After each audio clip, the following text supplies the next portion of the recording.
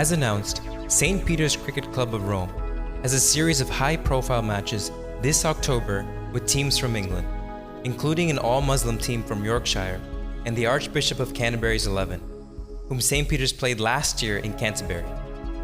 The following is an interview with Reverend Dr. Eamonn O'Higgins, manager and chaplain of St. Peter's cricket team, about the forthcoming events.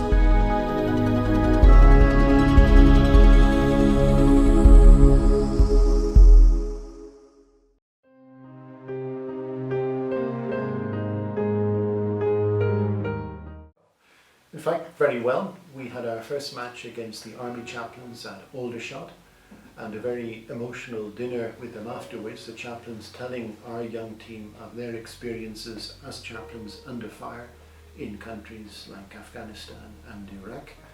After that, on Sunday, we travelled down to the south coast to Brighton to play a team also called St. Peter's.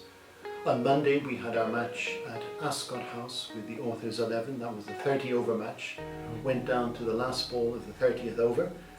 On Tuesday, we had our pilgrimage day at London, and on Wednesday, we travelled to Windsor Castle to play the Royal Household.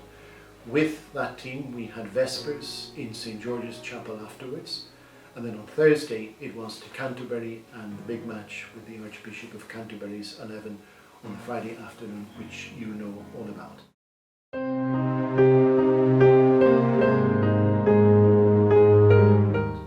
Yes, I was. I told our team before we left that if people remembered us, it would be because, in a certain way, we were men of God, not because of the cricket. And I think that was borne out by what they were able to do during the week we were in England. They gave a very good example of their prayer, their spirit of communion, openness to others, and their cricket. Okay.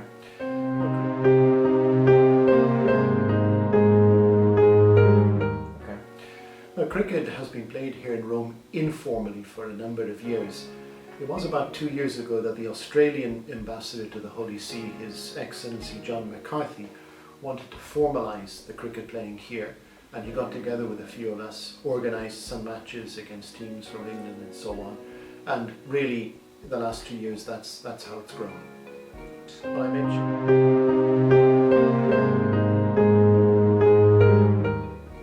I mentioned the Australian ambassador, John McCarthy. We have the lady from Vatican Radio, Philippa Hitchin.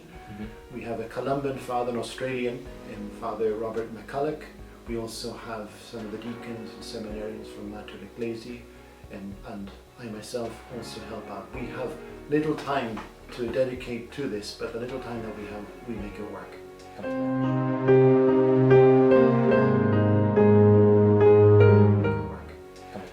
That's right, we've had 2 matches against teams from London and Cambridge, and this Saturday we have a match against a specifically all-Muslim team, the Mount Cricket Club in Yorkshire.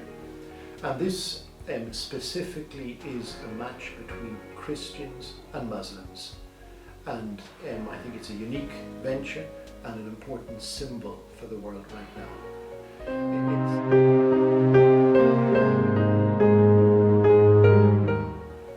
It sounds a bit incongruous, but I think it has a profound meaning. Let me try to explain. I've met a lot of ordinary people in the last few years in different countries. People perhaps who are on different sides in religion, in politics and so on. What I've seen is that almost without exception, ordinary people have the will and the desire to live together, to play together, to work and build up their lives together.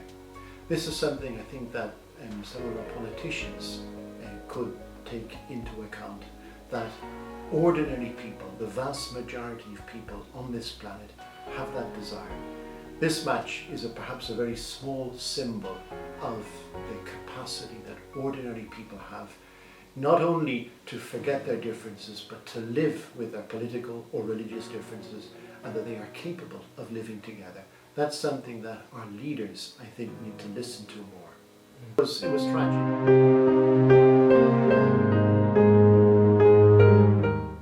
It was tragic. There's a man in Buenos Aires, Daniel Juarez, who had started a project called Cricket Sin Fronteras, Cricket Without Boundaries, for a group of young people from an economically poor part of the city. he had organised them with great effort to come here to play us in Rome and then also in Calabria in the south of Italy. At the last minute, one of their principal benefactors pulled out and they had to cancel their trip. I'd appeal to anybody who would like to help this team to come to Rome, to be in contact with us in St. Peter's. Wonderfully, the Muslim team that's coming on Saturday has already offered a certain percentage of their annual collection to be given to the Argentinian team so that they can come. That's just a small example of the wonderful things that are happening.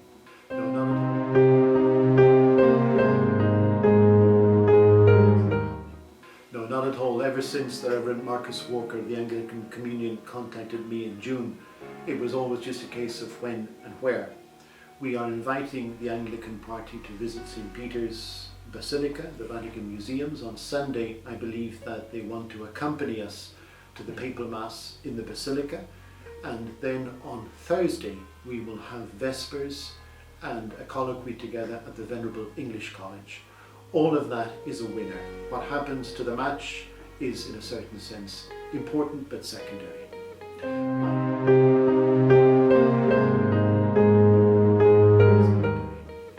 I didn't say that.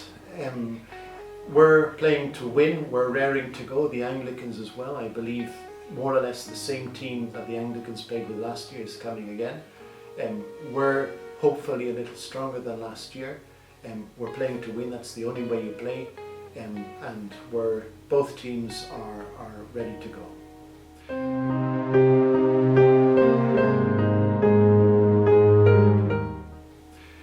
Yes, it does. It's not just something trivial.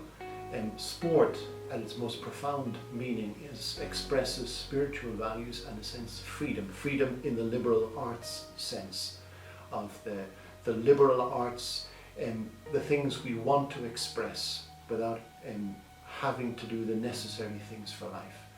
And that's, I think, the most profound meaning of this.